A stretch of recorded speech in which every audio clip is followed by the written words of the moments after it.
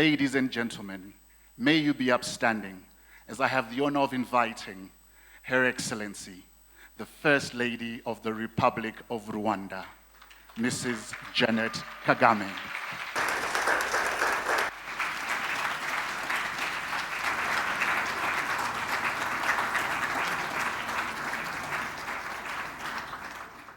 Your Excellency, Graça Machel, founder, Graça Machel Foundation, Your Royal Highness, Queen Sylvia Naginda, Professor Knight Fiseha, Director of Global Programs at the Susan Thompson Buffett Foundation, and my dear sister Tsitsi Masiwa, Chair of the African Philanthropy Forum.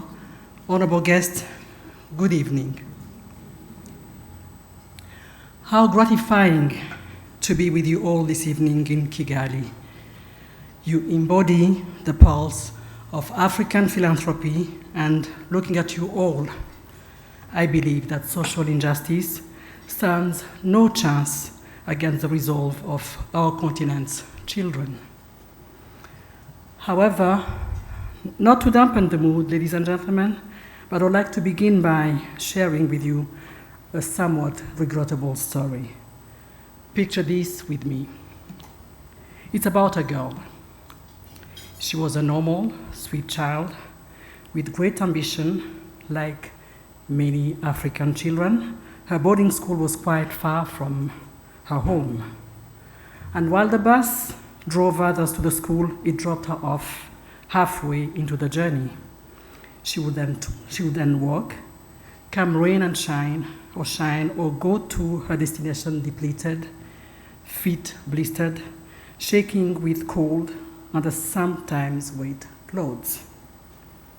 And one day, she cut her feet on splintered branches on her trek to school. And she soon developed a fever and had to be hospitalized.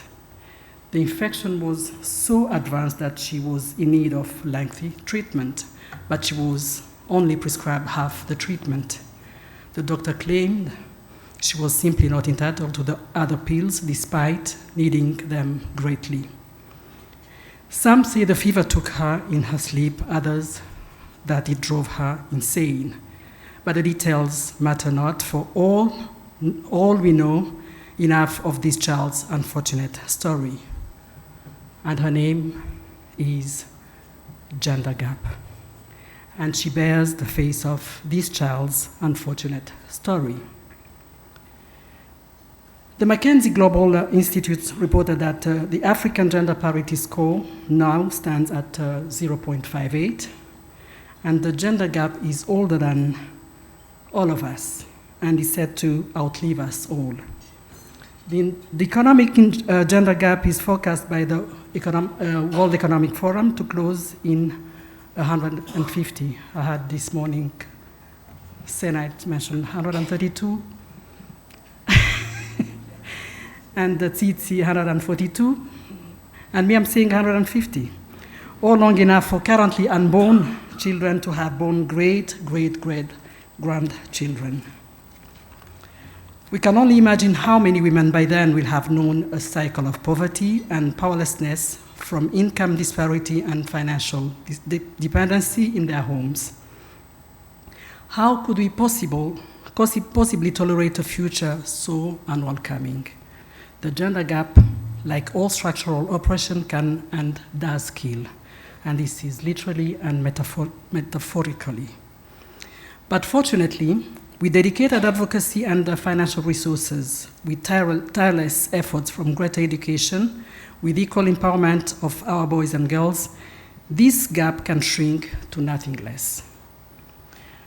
To echo the words of my friend Professor Senait, what she said in this very room this morning, we must invest in individuals, institutions, and systems.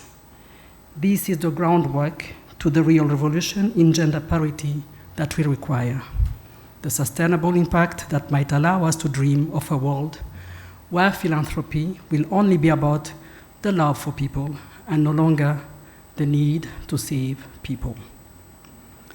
Dear guests, today this country refuses to allow its women and girls to be unloved, unprotected, and unheard. Rwanda grants equal land ownership and inheritance to women in legal marriages and equal inheritance rights to daughters and sons. But we know the journey ahead is lengthy.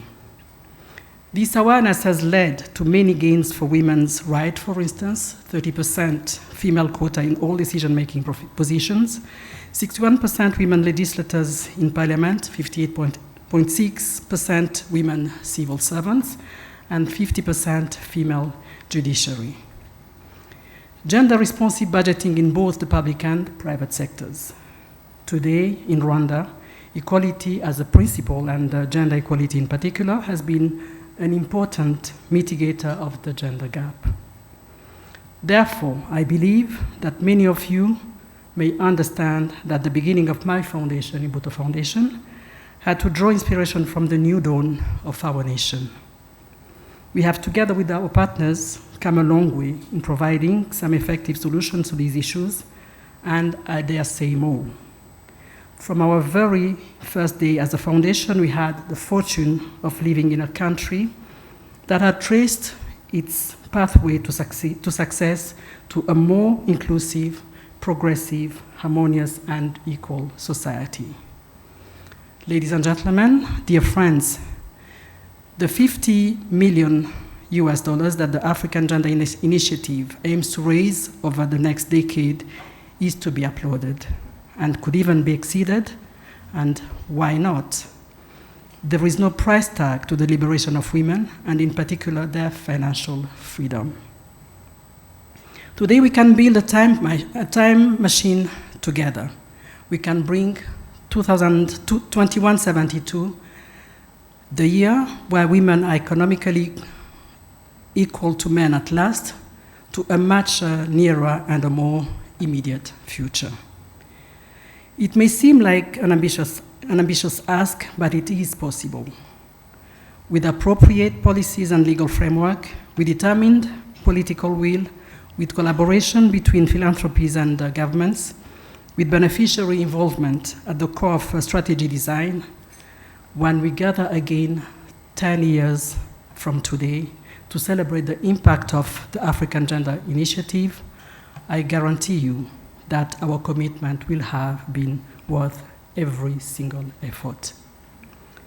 Congratulations, dear Sister Tsitsi, Chair of the APF, for showing unwavering commitment in bettering the future of our daughters. Your kind words this morning showed that underneath your fiery passion for female empowerment exists pure love. Pure love for your sisters. In your determination, all of us here can draw faith that gender parity is ours to claim, ours to live. I thank you and the APF board for having me here to join you in this crucial initiative of the AGI to secure the financial future of women and, by extension, of society. I wish you a wonderful evening and a lovely dinner.